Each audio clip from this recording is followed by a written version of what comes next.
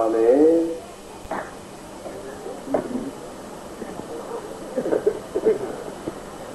સત્સંગની આરાધના માટે આપણે સૌ ભેળા મળ્યા છીએ.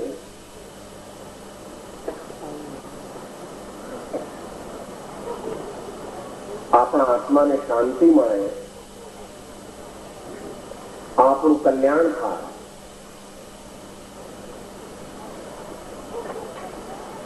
કલ્યાણ નહીં, કલ્યાણ પરંપરાની પ્રાપ્તિ થાય અને અંતે મુક્તિનું અનંત સુખ આપણને ઉપલબ્ધ થાય. આપણે અનંત મુક્તિના સુખનો અનુભવ કરીએ એ આપણું અંતિમ ધ્યેય. નવા ભાઈઓને એવું લાગશે કે સાહેબ આ તમારે કઈ કામ ધંધો નહીં એટલે આવું કઈક તમે શોધી કાઢ્યું. આ વળી મુક્તિ શું ને આ મોક્ષ શું ને આ બધું શું? ભાઈ, ઘુવડ ને તમે પૂછો કે આ સૂર્ય તો બહુ તેજસ્વી છે, તો ઘુવડ કહે છે કે અલ્યા ભાઈ આ દુનિયામાં સૂર્ય છે જ નહીં ને તમે બધા આ ઘુવડ સૂર્ય લઈને બેઠા છો, તમે બધા ગાંડા છો. ઘુવડ હોય 100 વર્ષ જીવે પણ એને સૂરજ શું એ ખબર ના હોય ને સૂરજ છે એવું માનવા તૈયાર હોતું. પણ તેથી કઈ સૂરજ દુનિયામાં મટી જતો નથી. અને દુનિયાના લોક સત્યને માને કે ના માને તેથી કઈ સત્ય મટી જતું નથી.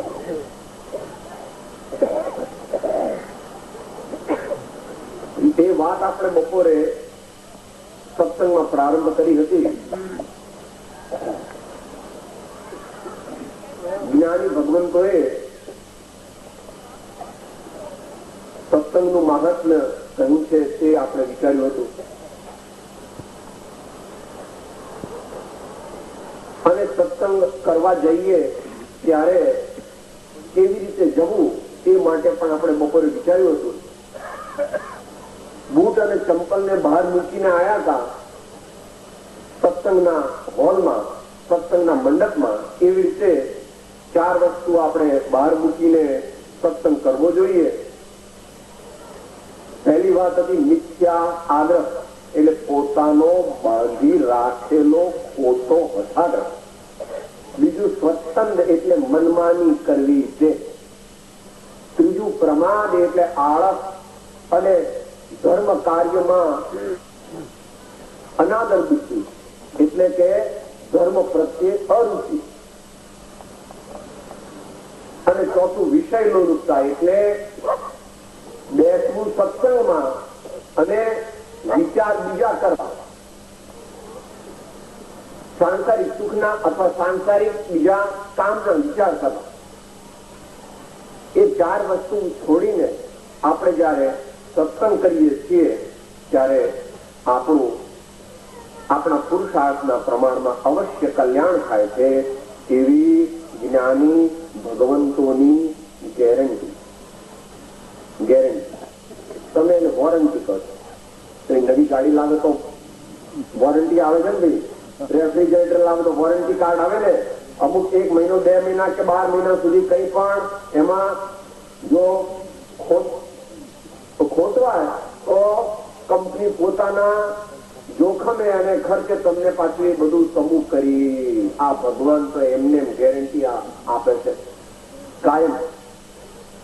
એટલે સુધી આપણે આવ્યા. હવે આગળ વિચાર થવો છે. આપણે જે પણ કઈ અહીં કરી રહ્યા છીએ એ માત્ર સાંભળવા માટે નથી કરી રહ્યા. જે કઈ કરી રહ્યા છીએ તે કઈ માત્ર આપણે ચોપડીનું જ્ઞાન એની વાત નથી કરી રહ્યા, પણ આપણે આપણા જીવનમાં ઉતારવું છે. આપણે આપણા જીવનમાં એનો પ્રયોગ કરવો છે, આપણા જીવનમાં એનો અનુભવ કરવો છે. એટલા માટે આપણે આ બધું કરી રહ્યા છીએ. એનો ખાસ ખ્યાલ રાખવો. આ વાતોના વડા નથી, પણ આ ભગવાનની સાક્ષીએ અને સંતોની સાક્ષીએ આપણે એમને વિનયપૂર્વક આપણે વિનંતી કરી શકીએ. પ્રભુ, હે સંતજનો, અમને એવી શક્તિ આપજો કે અમે તમારા માર્ગે ચાલી શકીએ અને તમે જે મહાપદને પામ્યા, ભલે એ પદને અમે એટલા પ્રમાણમાં ના પામીએ તો પણ અમારી શક્તિ પ્રમાણે પામી શકાય. બીજી વાત આવે છે કે ભાઈ આપણે સત્સંગ કરીએ તો આપણે સત્સંગમાં છીએ કે નહીં આપણને ખબર કેવી રીતે પડે? અર્થાત સત્સંગ કોનો કરવો, કેવા સત્સંગમાં જવું આપણે, એનો બે રીતે વિચાર કરશો. એક તો સત્સંગ કરાવનાર વ્યક્તિ એ કેવી હોવી જોઈએ, ટૂંકમાં સંત સદગુરુ કેવા હોવા જોઈએ કે જેમના સાનિધ્યમાં, જેમની હાજરીમાં, જેમના દર્શન માત્રથી, જેમના વચનને સાંભળવાથી રોમાંચ થાય, એ ઓળખવા કેવી રીતે? અને બીજું કે એ સત્સંગમાં આપણે શું શું કરવાનું, એ સત્સંગમાં જઈએ તો શું શું થાય, એટલે કે શું શું આપણે ક્રિયા કરવાની, વિધિ કરવાની, એ બંને વસ્તુ આપણે જાણીએ. પહેલા આપણે જાણીએ કે સંત કેવા હોય. તો કે બાપા અત્યારે તને કહીએ છીએ તો ખરા કે સંત કેવા હોય, પણ સંતની ઓળખાણ દરેકને ના થાય. સંતની ઓળખાણ સામાન્ય ઓળખાણ થાય પણ સાચી ઓળખાણ ના થાય. કારણ કે સંતને ઓળખવા માટે આ ચામડાની આંખ ચાલે નહીં, એને માટે અંતર ચક્ષુ જોઈએ, અથવા દિવ્ય ચક્ષુ જોઈએ, અથવા પાત્રતા રૂપી ચક્ષુ જોઈએ. છતાં પણ તને કહીએ છીએ, કારણ કે જ્ઞાની ભગવંતોએ કહ્યું છે કે જે રૂડા હૃદયથી સત્સમાગમમાં જાય છે એને અવશ્ય થોડો ફાયદો, અને જો સંતને ઓળખીને ખરો સત્સંગ કરે તો કૃપાળુદેવ અને દરેક જ્ઞાની ભગવંતો કહે છે કે યાવત મોક્ષની પણ પ્રાપ્તિ થઈ શકે, પૂરણ પદની પણ પ્રાપ્તિ થઈ શકે. તો પહેલી વાત સંતમાં શું હોવી જોઈએ?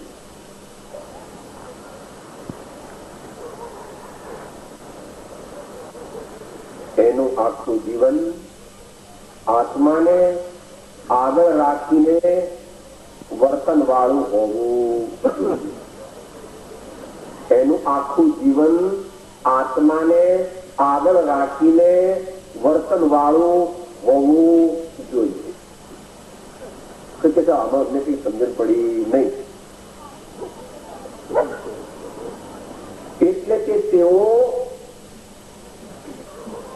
તેઓએ દેહ દેવળમાં વિરાજમાન જે પરમાત્મા છે એનો પોતે પ્રત્યક્ષ અનુભવ કર્યો હોવો જોઈએ, અને એવો પ્રત્યક્ષ અનુભવ કર્યો હોવાથી જગતના સર્વ જીવોમાં તેમને પરમાત્માના દર્શન થાય. જગતના સર્વ જીવોમાં, મનુષ્યોમાં નહીં.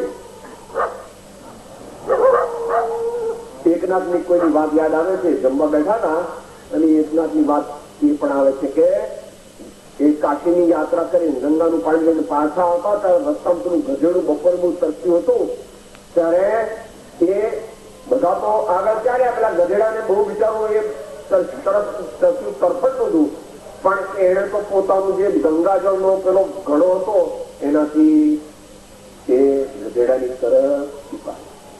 સંત એટલે શું? માણસ માત્રમાં ભગવાન નથી જોતા, પ્રાણી, પશુ, પંખી, જીવ જંતુ, બેક્ટેરિયા, વાયરસ, ગમે તે નાનો જીવ છે. વનસ્પતિમાં પણ આંબો પણ આત્મા છે, લીમડો પણ આત્મા છે, વડ પણ આત્મા છે. આપણા ખપ સિવાય એની ડાળીઓ કાપવી નહીં જોઈએ. આપણા ખપ સિવાય એના પર કુવાડી લગાવાય નહીં. આવું સંતનું વર્તન, આવો સંતની જાગૃતિ, આવી સંતની શ્રદ્ધા હોય, આવા જે હોય, અને એને લીધે થોડી થોડી વારે તેઓ અંતરના પ્રિયતમને પ્રેમ કરી લે. સંત અંતરમાં બેઠેલા પોતાના પરમાત્મા પ્રિયતમને સ્મરણ દ્વારા, ધ્યાન દ્વારા, ચિંતન દ્વારા સ્મરણ દ્વારા એમનો ભેટો કર્યો. ઘડી ઘડી પલ પલ સદા પ્રભુ સુમિરન કો ચાવ, નર ભવ સફલો જો કરે દાનશીલ તપ ભાવ.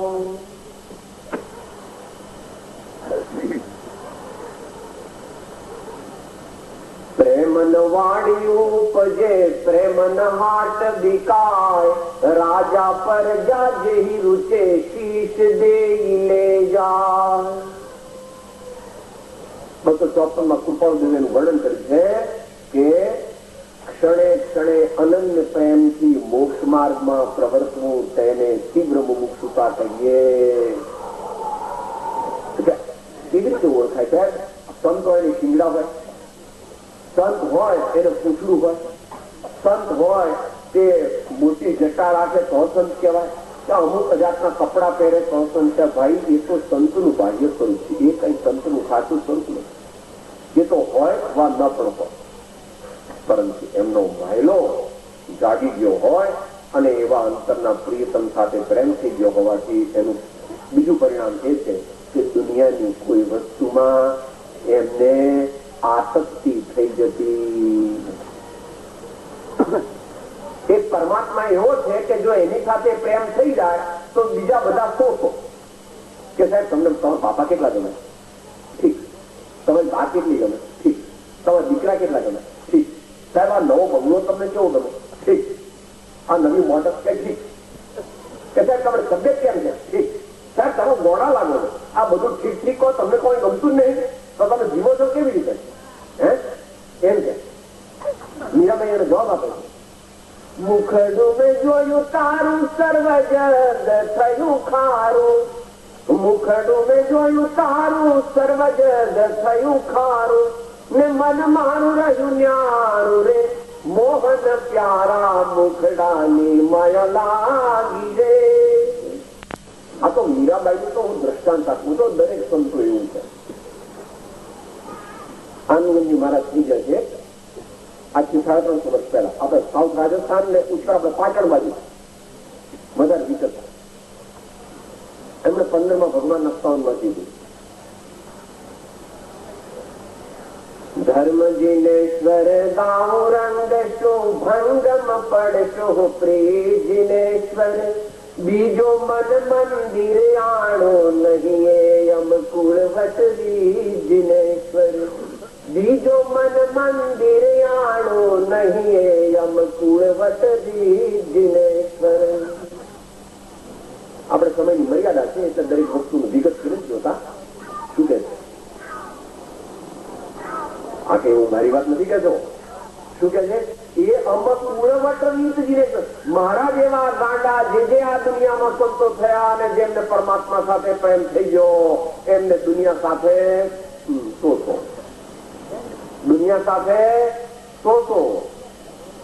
ચાહ ગઈ ચિંતા ગઈ मनवा बेपरवाह, जिनको कछु न चाहिए वो साहन का. સંતનું લક્ષણ સાહેબ આ પૂરણપોળી કરી તો બહુ સારી, ઠીક.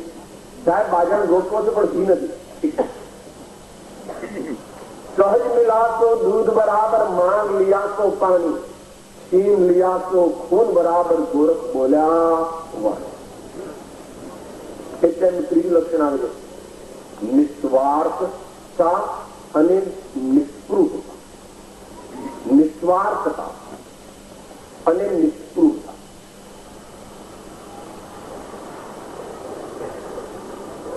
કંઈક અંગ્રેજીમાં સારી રીતે સમજી શકાય. No selfish motive in life, no selfish motive in life. हिंदीમાં તો मेरी भावना में एनु वर्णन पण કર્યું. स्वार्थ त्याग की कठिन तपस्या बिना खेद जो करते हैं, ऐसे ज्ञानी साधु जगत के दुख समूह को हरते हैं. स्वार्थ त्याग की कठिन तपस्या बिना खेद जो करते हैं, ऐसे ज्ञानी साधु जगत के दुख दुख समूह को हरते हैं। સાહેબ તમારે શું જોઈએ? બરાબર, મને બધું મળી ગયું, તમે મારા પ્રભુને પ્રેમ કરો અને મારા પ્રભુ તે તમારામાં વિરાજમાન છે, માટે તમારા આત્માને ઓળખો.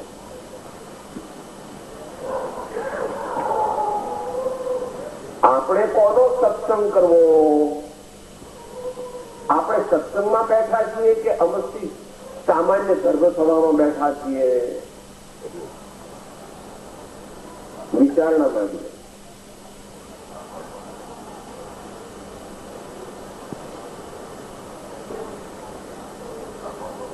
સંતનું, સાચા સંતનું મહાત્મ્ય કહેવા માટે સરસ્વતી દેવી પણ સમર્થ નથી. સરસ્વતી દેવી પણ સાચા સંતનું સ્વરૂપ કહેવાની યોગ્યતા, શક્તિ નથી ધરાવતી. તો આપણા જેવા સામાન્ય મનુષ્યો તો સંતનું સ્વરૂપ કહી શકતા નથી. છતાં જ્ઞાની ભગવંતોએ એનો અણસાર કરેલો છે.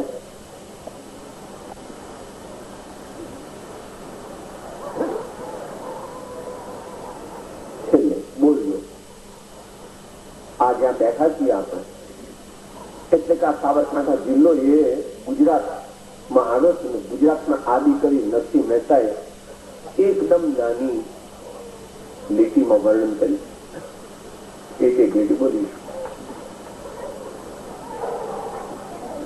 શાંતિ પામ્યા છે તેને તો સંત કહીએ, શાંતિ પામ્યા છે તેને તો સંત કહીએ, શાંતિ પામ્યા છે તેને તો સંત કહીએ, શાંતિ પામ્યા છે તેને તો સંત કહીએ, શાંતિ પમાડે તેને તો સંત કહીએ, શાંતિ પમાડે તેને તો સંત કહીએ, શાંતિ પમાડે તેને તો સંત કહીએ, શાંતિ પમાડે તેને તો સંત કહીએ.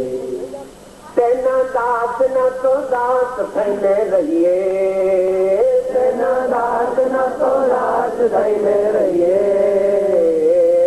શાંતિ પમાડે તેને તો સંત કહીએ, શાંતિ પમાડે તેને તો સંત કહીએ, શાંતિ પામ્યા છે તેને તો સંત કહીએ, શાંતિ પામ્યા છે તેને તો સંત કહીએ. આપણે જયારે સત્સંગમાં જઈએ તો આવો સત્સંગ જો મળે તો સમજવું કે લાખો જન્મના પુણ્યનો ભાથું ઉભરાઈ ગયું છે. ત્યારે સાચા જેવા સંતનો સમાગમ ખરેખર થાય અને આપણને એમાં પ્રીતિ લાગે. મીરાબાઈ એવું છે, ના જાનો કછું પુણ્ય પ્રગટે માનુષા અવતાર, નહીં તો જન્મ વારંવાર, નહીં તો જન્મ વારંવાર, નહીં તો જન્મ વારંવાર. જેમાં સંત સમાગમ મળે એવો મનુષ્ય ભાવ ઘણા પુણ્યના ઉદયથી મળે છે. માટે જો આપણને મળે છે તો મળ્યો કે મળશે માની એનો પૂરો ઉપયોગ કરી લેવો. કૃપાળદેવે તો આત્મસિદ્ધિમાં આજ્ઞા કરી. આત્માર્થી ના લક્ષણોની ચોથી ગાથામાં એમ વિચારી અંતરે શોધે સદગુરુ યોગ, કામ એક આત્માર્થનો બીજો નહીં મનરો, કામ એક આત્માર્થનો બીજો નહીં મનરો. એક ધૂન એને સવાર થઈ જાય છે કે મારે આત્મા પ્રાપ્ત કરવો છે. તો આત્મત્વ પ્રાપ્ત પુરુષના સમાગમમાં રહીને તેમની પાસેથી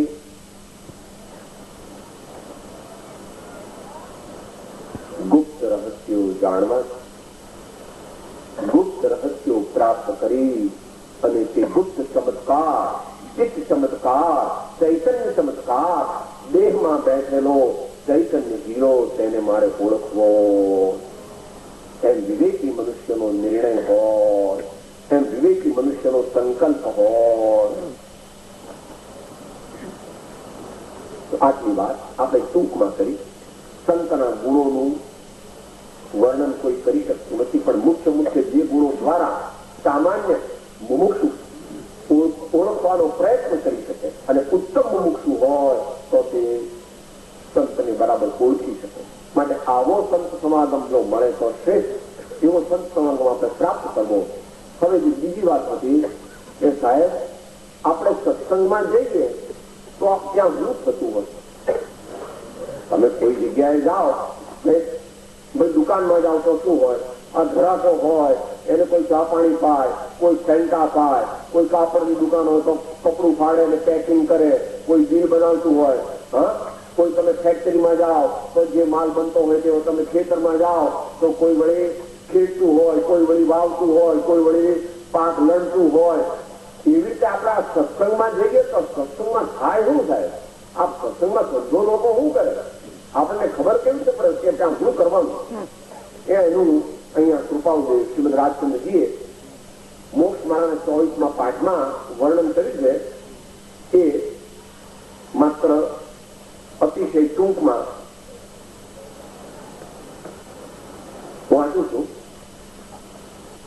સત્સંગથી જે સુખ આનંદ મળે છે તે અતિ સ્તુતિ પાત્ર છે. પહેલી વાત કે જો સત્સંગમાં જઈએ તો આપણને ઉત્સાહ થવો જોઈએ, આનંદ મળવો જોઈએ, રોમાંચક થવો જોઈએ, હરિરસની હેલીનો એક તો ઓળકાર આવવો જોઈએ. જો આપણે સત્સંગમાં સક્રિયપણે લાભ લઈએ તો. બીજી વાત છે, જ્યાં શાસ્ત્રોના સુંદર પ્રશ્નો થાય, જ્યાં ઉત્તમ જ્ઞાન ધ્યાનની સુકથા થાય, બીજી વાતો ન હોય ત્યાં જ્ઞાન ધ્યાન વૈરાગ્યમય ઉત્તમ જહાં વિચાર એ ભાવે શુભ ભાવના તે ઉતરે ભવપાર. હું કોણ છું? આ વિશ્વ શું છે? અને મને સાચું સુખ કેમ કરીને મળે, મારા દોષ કેમ ટળે, એવી વાત, એવો પ્રયોગ, એવું અનુભવ કથન જ્યાં થતું હોય ત્યાં જાણવું કે આ સંત સમાગમ સાચો કરવા જેવો. અહીંયા જરા ઊંચી કક્ષાએ લીધું છે એટલે શાસ્ત્રના પ્રશ્નો થાય એટલે એક બાજુથી ના હોય. આ તો અત્યારે આપણે સામાન્ય સત્સંગ કરીએ છીએ. વિશેષ સત્સંગમાં તો એવું હોય કે બોલનાર બોલે, પાછો એની સામે બીજા પ્રશ્ન પણ કરે. એમ આપણે ત્યાં કોબામાં અને બીજા સત્સંગમાં એવી પ્રથા છે, એને ધર્મ વાર્તા કહેવામાં આવે, અથવા પ્રશ્નોત્તરી કહેવામાં આવે, અથવા શંકા સમાધાન કહેવામાં આવે, અથવા વિચાર વિનિમય પણ કહેવામાં આવે. હું કઉ તે સાચું એવું જ્ઞાનીઓ કહેતા નથી. જ્ઞાનીઓ કહે છે મારા સ્વામીએ કહેલું આવું મારા અનુભવમાં આવ્યું છે, તમારે પણ જે કઈ નવા વિચાર આ બાબતમાં હોય તો તમે જણાવી શકો. સંતનું હૃદય સૌથી વિશાળ, આખી દુનિયાને એમાં સમાવી લે. સંતના હૃદયની અંદર આખું બ્રહ્માંડ આવી જાય. એવું કહેવાય છે કૃષ્ણ ભગવાન નાના હતા ને એક વાર, પછી એમની બાને કઈ શંકા થઈ એટલે એમણે મોઢું ઉઘાડીને બ્રહ્માંડ દર્શન કરાવે. એ વાત આવે છે ને ભાઈ? હા. બીજું શું થાય સત્સંગમાં? જ્યાં સત્પુરુષોના ચરિત્ર ઉપર વિચાર બંધાય, ભગવાન રામ, ભગવાન ઋષભદેવ, ભગવાન કૃષ્ણ, બીજા એવા મહાન જે મહાવીર વગેરે અવતારી પુરુષો થયા, તેમના ગુણગાન અને તેમના ચરિત્રના પ્રસંગો, પાંડવો જેવા મહાન ધર્માત્માઓ, સીતા મહાસતી, દ્રૌપદી મહાસતી, બ્રાહ્મણી અને સુંદરી જેવી મહાસતી, એવા જે સંત ધર્માત્માઓ થયા, એમના ચરિત્રો, તેમના ગુણગાન કરવા પ્રેમથી, ભાવથી, એ પણ સત્સંગનું એક લક્ષણ. જ્યાં તત્વજ્ઞાનના તરંગની લહેરીઓ છૂટે, જ્યાં સરળ સ્વભાવથી સિદ્ધાંત વિચાર ચર્ચા, શ્રીમદ રાજચંદ્રજીને આગલા ભાવોનું ઘણું જ્ઞાન હતું અને મહાવીર ભગવાનની સૂક્ષ્મ પદ્ધતિથી તેઓ સાધના કરતા, એટલે વિશ્વના સૂક્ષ્મ તત્વ વિશે ભગવાન મહાવીરે અને બીજા જ્ઞાની ધર્માત્મા સંતોએ કહેલી વાત, એનો વિચાર વિનિમય એ પણ સત્સંગમાં થાય છે. પણ સત્સંગમાં અત્યારે આપણે સામાન્ય જનતા સાથે સત્સંગ કરીએ છીએ, એટલે એમાં દરેક વસ્તુ જો આપણે લેવા બેસીએ તો એટલો સમય પણ હોય નહીં. વળી સામાન્ય જનતાને તો એના લાયક જે વસ્તુ હોય તેટલી કહેવાય. બધી વસ્તુ જનતા એકદમ ગ્રહણ કરી શકે. પૂછો માતાઓને, ભાઈ તમારે પેલો 6 મહિનાનો બાબો છે એને તમે સુખડી આપો છો? 6 મહિનાનો બાબોને શું આપો છો? સાહેબ દૂધ આપવાનું. અને પેલો 1.5 વર્ષનો છે સાહેબ એને મમરાને પૌવા આપવાનું. અને પેલો 15 વર્ષનો સાહેબ એને સુખડી આપવાની. અને એના બાપુજી બધા સાહેબ એમનો રોટલો આપવાનો. હા, કેમ એમ? એ સાહેબ જેમ જેટલી યોગ્યતા હોય, જેને જે અનુકૂળ આવે એ બધું જુદું જુદું બધાને એક આપવાનું નહીં. એવી રીતે સંતોને પણ દરેકને એક સરખું આપવાનું નથી. પણ સામાન્ય સામાન્ય વસ્તુ હોય તે જનતા સમક્ષ રજૂ કરવામાં આવે, પછી જેટલી પોતાની પાત્રતા હોય એટલી દરેક ગ્રહણ કરે. ગંગામાં નાવા જાય, સ્નાન કરે, પછી ઘેર પાછો જાય તો કોઈ લોટો ભરીને પાણી લઈ જાય, તો કોઈ પહેલાના જમાનામાં પેલો પેચ વાળો લોટો આવતો, ખબર છે ને? આવે મોટા હોય તો ખબર છે. એવો પેચ વાળો લોટો અંદર 8-10 લોટા જેટલું પાણી હોય. કોઈ વળી પીપ ભરીને લઈ જાય. અને આજકાલ બધા મ્યુનિસિપાલિટી ટેન્ક ભરીને પણ ગંગામાંથી જેની જેટલી શક્તિ હોય તેટલું સત્સંગમાંથી લઈ જઈ શકે. ગંગા કહેતી નથી કે ભાઈ તમે 1 ટીપું લો, 2 ટીપા લો, 5 ટીપા લો. લૂંટો ભાઈ લૂંટો, જેટલું લૂંટાય તેટલું લૂંટો. ભગવાનનું નામ અને ભગવાનના ગુણો અને ભગવાનનો માર્ગ અનંત અનંત રિદ્ધિ સિદ્ધિથી ભરેલો. માટે આવું બધું જ્યાં થાય એને સત્સંગ કહેવામાં આવે છે. છેલ્લે કહે છે જ્યાં મોક્ષજન્ય કથન પર પુષ્કળ વિવેચન થાય એવો સત્સંગ તે મહા દુર્લભ છે. કળિયુગ ચાલે છે ને, કળિયુગ ચાલે છે એટલે એવો સાચો સત્સંગ અત્યારે બહુ દુર્લભ છે એવું શંકરાચાર્ય મહારાજે કહ્યું છે. મારે બેઠા છે પૂજ્ય મનુષ્યત્વમ મુમુક્ષુત્વમ મહાપુરુષ સંશ્રય, આ 3 વસ્તુ દુર્લભ કહે છે ને શંકરાચાર્ય મહારાજ કહે છે. આ 3 વસ્તુ બહુ દુર્લભ મહાવીર ભગવાને પણ કહ્યું. માટે એવા સંતોનો સમાગમ કરવો એ વાત થઈ. આપણે સત્સંગમાં જઈએ તો ત્યાં શું થતું હોય એ વાત થઈ. હવે છેલ્લી વાત જે છે એ આપણે એક નાના પક્ષી લેવાના છીએ. એમાંની થોડીક આજે લઈશું, બાકીની કાલે લઈશું. સૌથી અગત્યની વાત છે સાહેબ, શિષ્ય પ્રશ્ન કરે, હે ગુરુદેવ તમે સત્સંગનો આટલો મહિમા કહો છો, તો આપણે સત્સંગ ધારો કે હું કરું, હું પ્રેમથી સત્સંગ કરું તો મને શું શું મળે? હું સાચો સત્સંગ પ્રેમથી કરું, ભાવપૂર્વક કરું તો મને એનું ફળ શું મળે? દુનિયામાં દરેક તમે કામ કરો છો તો તમને ફળ મળે છે. ખાઈએ તો પેટમાં પેલી ભૂખ લાગી હોય તો મટી જાય. પાણી પીએ તો તરસનું દુઃખ હોય, મોઢું બળતું હોય તો ઠંડુ થઈ જાય. તમે વેપાર બરાબર કરો વ્યવસ્થિત અને પુણ્યનો ઉદય હોય તો પૈસાની આવક, ખેતી કરો તો ઘરમાં અનાજ આવે. ડોક્ટરની દવા બરાબર કરો અને સાચા ડોક્ટર હોય, નિદાન થયું હોય તો રોગ મટે. એમ આપણે આ સત્સંગ કરીએ તો આપણને શું મળે સાહેબ? એવો શિષ્ય પ્રશ્ન કરે. એનો જવાબ આપે છે. પહેલા આપણે એક લીટી બોલ્યો, પછી આપણે એનો અર્થ સમજીએ. કઈ લીટી બોલ.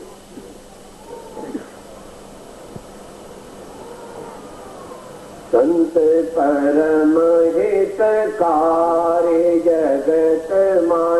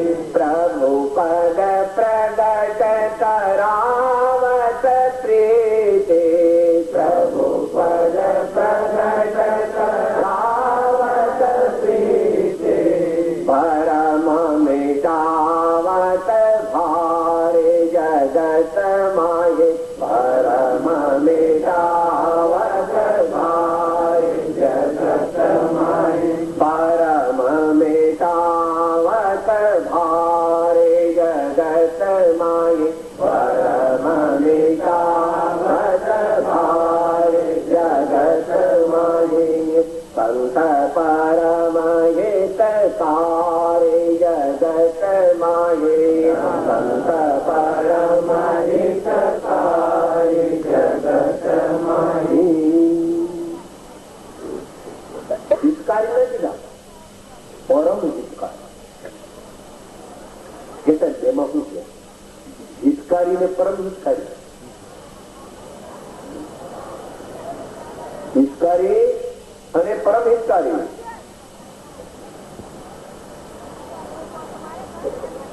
હિતકારી એટલે પાંચયું. આપડા દેશમાં પાંચયું ચાલે છે ને, એનો ભલે ચરણ નથી એ બાજુ પણ છે ખરું પાંચયું. અને પરમ હિતકારી એટલે પેલી 500 ની નોટ ખબર હોય છે. શું ભાઈ?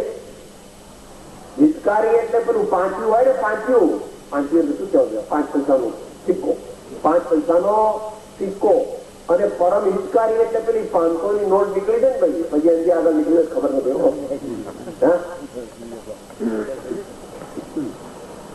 હિતકારી એટલે આપણને કલ્યાણની પ્રાપ્તિ કરાવે છે. આપણને રૂઢી વસ્તુની, સારી વસ્તુની પ્રાપ્તિ કરાવે. પણ પરમ હિતકારી એટલે તત્ક્ષણ આનંદ આપે, આખો દિવસ આનંદ આપે. જેટલું જીવન 20, 30, 40, 50, 60, 100 વર્ષ બાકી હોય એટલો વખત આનંદ આપે. મૃત્યુ વખતે હાજર થઈ અને અજાત આપણને મૃત્યુંજય બનાવે. આગળના સ્વર્ગના ભવની અંદર બધી સગવડ કરી આપે. અને આગલા મનુષ્ય ભવની અંદર કે 2-4 મનુષ્ય ભવની અંદર મોક્ષનું અનંત સુખ આપે. એને પરમ હિતકારી કહેવામાં આવે.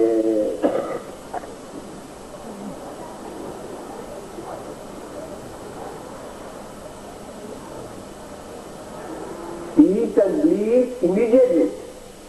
Peace and bliss during the whole day. Peace and bliss during the whole life. Peace and bliss at the time of death. All the facilities in the next birth.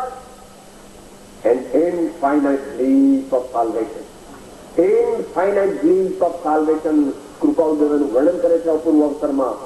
સાદે અનંત અનંત સમાધિ સુખમાં. સાદે અનંત અનંત સમાધિ સુખમાં. અનંત દર્શન જ્ઞાન અનંત સહિત જો. અપૂર્વ અવસર એવો ત્યારે આવશે.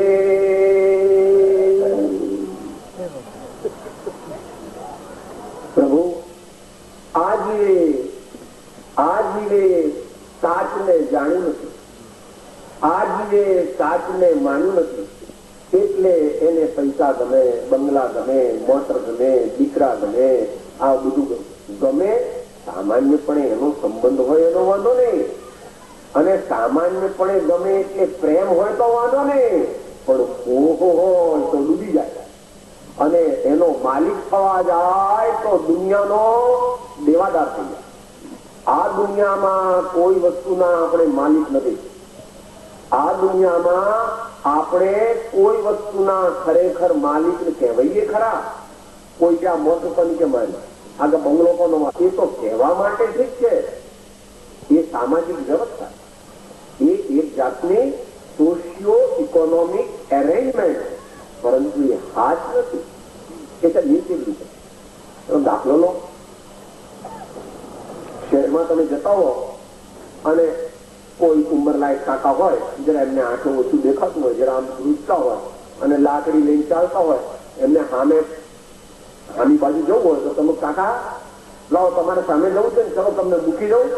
તો તમે ધીમે રહીને એમને સામે રસ્તાની સામે મૂકી દો. તમે કીધું કાકા તો તમારા કાકા એટલે તમારા બાપાના થઈ છે. સાહેબ મેં તો આપણે કોઈ દાડો જોયા નથી. મારી જિંદગી પહેલી વાર જોયા, ભવિષ્યમાં કોઈ દાડો જોઈ છે નહીં. તો તમે કાકા કેમ કીધું? આ દુનિયામાં આવી રીતે આપણા બાપા છે ને આપણા બાપુજી બા છે ને આપણા બધા કહેવાય ખરા, પણ કે સાચુકલા ખોટલા. આ બહેનો ખોટ લાગે, દીકરા અમારે એ માં આ દીકરા તારા કહેવાય પણ દીકરા તારા છે, તારે એને ધ્યાન રાખવું પડે, એનું શિક્ષણ આપવું પડે, એને સંસ્કાર આપવા પડે. દીકરા આપણા નથી, દીકરાના આપણે કેર કરીએ એટલે ટ્રસ્ટી દેખભાળ કરતા રાખીએ. કોઈ કોઈનો દીકરો નથી, કોઈ કોઈનો બાપ નથી, એનાથી આગળ કોઈ કોઈનો ગુરુ નથી, કોઈ કોઈનો શિષ્ય નથી. નિશ્ચયથી પરમાર્થ એમ છે, જેમ જેમ આગળ જાય છે કે સાહેબ તો તમે ગુરુનો આટલો મહિમા કેમ ગાવ છો? એ મહિમા જે છે તે પણ સાચો છે અને હવે તને પરમાર્થ પણ કહે છે. કબીરદાસજી કબીર હદ કા ગુરુ મિલે બેહદ કા ગુરુ નાહી, બેહદ આપે ઉપજે અનુભવ કે ઘર માહી, બેહદ આપે ઉપજે અનુભવ કે ઘર માહી. બે વસ્તુ સાચી. એમ તમારા વ્યવહારમાં બંને વસ્તુ. દીકરો આપણો કહેવાય એટલે આપણે એને નવડાવવો, ખવડાવવો, પીવડાવવો, એને સંસ્કાર આપવા, એને શિક્ષણ આપવું, પણ છતાં અંતરમાં તો માનવું કે આ તો ભાઈ એક વ્યવસ્થા, એ તમારી વ્યવસ્થા છે. એકલા દીકરાની વાત નથી ચાલતી, બધા સંબંધોની વાત ચાલે છે અને જળ પદાર્થોના સંબંધની પણ એ પ્રમાણે વાત ચાલે એમ સમજી. હવે છેલ્લી વાત પર આવી. સંત પરમ હિતકારી એમ કીધું. શિષ્ય જરા ભણેલો ગણેલો પણ છે તો જિજ્ઞાસુ, પણ ગુરુની ઓર પરીક્ષા કરવા માંગે છે. સાહેબ તમે કહો છો એટલે મને શ્રદ્ધા તો બેસે છે, પણ મને જરા વિસ્તારથી કહો એટલે મને બરાબર મનમાં ઠસી જાય. એટલે લંબાણથી બ્રહ્માનંદ કહેવાના છે. અત્યારે માત્ર એનો પહેલો મુદ્દો આપણે વિચારી અને પછી સમાપ્તિ તરફ જઈશું. સંત સમાગમ કરવાથી આપણને શું ફાયદો થાય? એમાંનો પહેલો ફાયદો છે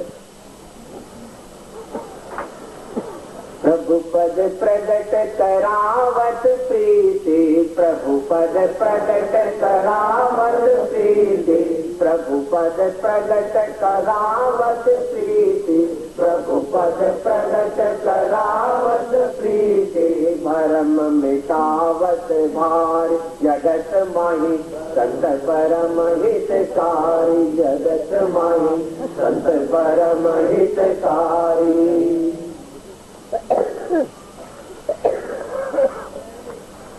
પોતાના સાચા પ્રિયતમ સાથે જે સંબંધ જોડાવી આપે તેને સંત કહેવામાં આવે. દેહ દેવળમાં વિરાજમાન પોતાના શાશ્વત પ્રિયતમ સાથે જે સંબંધ જોડી આપવામાં ઉપકારી બને છે તેવા મહાન ધર્માત્માને આ સંત કહેવામાં આવે.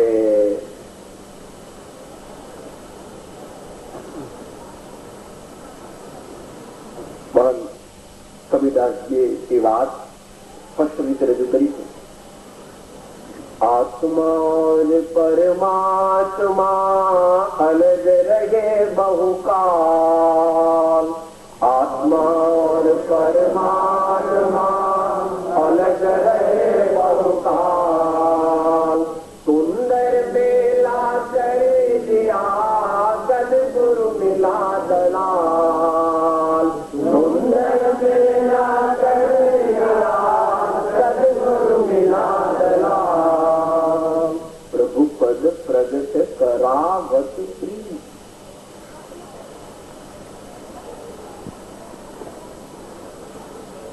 શું કરાવે?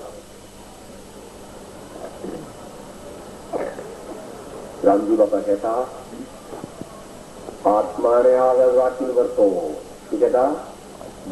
આત્માને આગળ રાખી એટલે શું? એનો અર્થ શું? મહિલાને જગાડતા રહો. મહિલો હુઈ ગયો છે એટલે તું જાગું છું. જો આંખો આમ એની આંખો બુદ્ધિ બતાવે. અલ્યા બાપા એ બહારની આંખો તો જાગ બધાની ફાડેલી છે, અંદરની આંખો મીચાઈ ગઈ છે. બહારની આંખો તો બધાની બહુ મોટી છે, બધું જોવે છે, પણ જે જોવા લાયક છે આ દુનિયામાં એક જ વસ્તુ જોવાલાયક છે, અને જેના દર્શનથી પછી બીજું કંઈ પણ દર્શન કરવા યોગ્ય રહેતું. જો પરમાત્માના દર્શન થાય તો બીજું કંઈ પણ બાકી દર્શન કરવા યોગ્ય રહેતું નથી. જેના દર્શનથી પરમ તૃપ્તિ થઈ જાય, જેના દર્શનથી અમૃત તત્વની પ્રાપ્તિ થઈ જાય, જેના દર્શનથી જન્મ મરણ મટી જાય છે, જેના દર્શનનું વર્ણન ઋષિ મુનિઓ પણ કરી શકતા નથી. આખરે કહે છે યમ નેતિ નેતિ ગતિ નહીં નિગમાય અવોચુ, યમ નેતિ નેતિ વચ નહીં નિગમા અવોચુ. નહીં કે સાહેબ ભગવાનના દર્શન થાય તો શું થાય? સાહેબ ભગવાનના દર્શન થાય તો શું થાય? કે ભાઈ ભગવાનના દર્શન થાય, તું ઘી છે એનો સ્વાદ કહી દે તો અમે કહીએ કે ભગવાન મળે તો શું થાય? તો તમારે ઘી છે એ ઘી ખાટું હોય, ઘી કેવું હોય? ખાટું તો ગળ્યું હોય તો કડવું હોય, કડવું હોય તો તુરું હોય, તો ઘી તીખું હોય. સાહેબ તમને કઈ અક્કલ નથી. ઘી તો મોઢાનો મૂકો તો ખબર પડે ઘી ઘી જેવું હોય. આ દુનિયામાં ઘીનું વર્ણન જો ભાષાથી ન થઈ શકે તો મારા સ્વામી ત્રિલોકનાથ પરમાત્મા આ એનું વર્ણન તું મારી પાસે ભાષામાં ઈચ્છે છે પ્રભુ થઈ શકતું. પરંતુ જો તું મારા પ્રભુના એકવાર દર્શન કરે અને માયલો તારો જાગી જાય તો પછી આ મનખા દે તે સંપૂર્ણપણે સફળ થઈ જાય. એટલા માટે આપણે આ સત્સંગ કરવાનો છે. માટે આવતીકાલે આ સત્સંગ કરવાથી બીજું શું શું થાય એ વાત આપણને સંતો બતાવવાના છે. આજ તો માત્ર 2 જ વાત કહી ફળ રૂપે. આખી વાત યાદ કરી ગઈ. આજે આપણે શું શું સાંભળ્યું? આજે પહેલું એમ સાંભળ્યું આપણે કે સાહેબ આપણે સત્સંગ કરીએ તો આપણે આ સત્સંગમાં ગયા છીએ કે નહીં, આ સાચો સત્સંગ છે કે નહીં, કેવી રીતે ખબર પડે? તો કે જે સંતના સમાગમમાં જઈએ તે સંત આત્માને આગળ રાખીને આપણું જીવન જીવનારા હોવા જોઈએ. પરમ વૈરાગ્યવાન હોવાથી દુનિયાના કોઈ પદાર્થોનો એમને મોહ હોતો નથી. જગતના સર્વ જીવોમાં તેઓ પરમાત્માના દર્શન કરે છે. એમને જીવનમાં કોઈ સ્વાર્થ હોતો નથી. જગતથી નિસ્પૃહ છે. પોતે શાંતિ પામ્યા છે અને શાંતિની લાણી કરે. પોતે શાંતિ પામ્યા છે અને શાંતિની લાણી. બીજી વાત એ આવે છે કે સાહેબ આ સત્સંગમાં થાય શું? આમ થાળી ખખડાવવાની કે ખાજા ખાવાના કે ભજીયા ખાવાના કે ના, એવું બધું ના હોય ત્યાં આગળ. મોટા પુરુષોના ચરિત્રોનું જ્યાં ગુણગાન થાય, જ્યાં તત્વજ્ઞાનની સાચી વાત થાય, જ્યાં આગળ સિદ્ધાંત ઉપર અનેક પુષ્કળ વિચારણા થાય, જ્યાં ગુરુ શિષ્ય એકબીજા સાથે વિનયપૂર્વક સત્ય વસ્તુને સમજવાનો પ્રયત્ન કરે, એવી સુંદર વસ્તુઓ જ્ઞાન ધ્યાન અને વૈરાગ્યના જ્યાં પ્રશ્નોની ચર્ચા થાય અને પરમાત્મા અને સદગુણના ગુણોની કથા થાય, ત્યાં સત્સંગ થાય એમ જાણવું. એવો હોય તે સત્સંગ છે. બીજું બધું સમજ્યા જેવું. અને છેલ્લે સત્સંગ પરધિકારી છે અને સંત સમાગમ કરવાથી આપણો તાંતણો પરમાત્મા સાથે જોડાઈ જાય. સત્સંગ કરવાથી આપણો તાંતણો પરમાત્મા સાથે જોડાઈ જાય છે. માટે આપણે આટલી વસ્તુ આજે વિચારી યથાવસર સત્સંગ કરવાથી બીજું શું શું થાય તે આપણને. હું આત્મા છું, આપનો સેવક છું, સૌનો મિત્ર છું. હું આત્મા છું, આપનો સેવક છું, સૌનો મિત્ર છું. હું આત્મા છું, આપનો સેવક છું, સૌનો મિત્ર છું.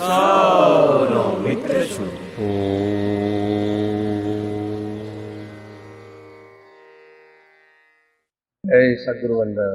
જય જય સદગુરુ વલ્લભ જય જય સદગુરુ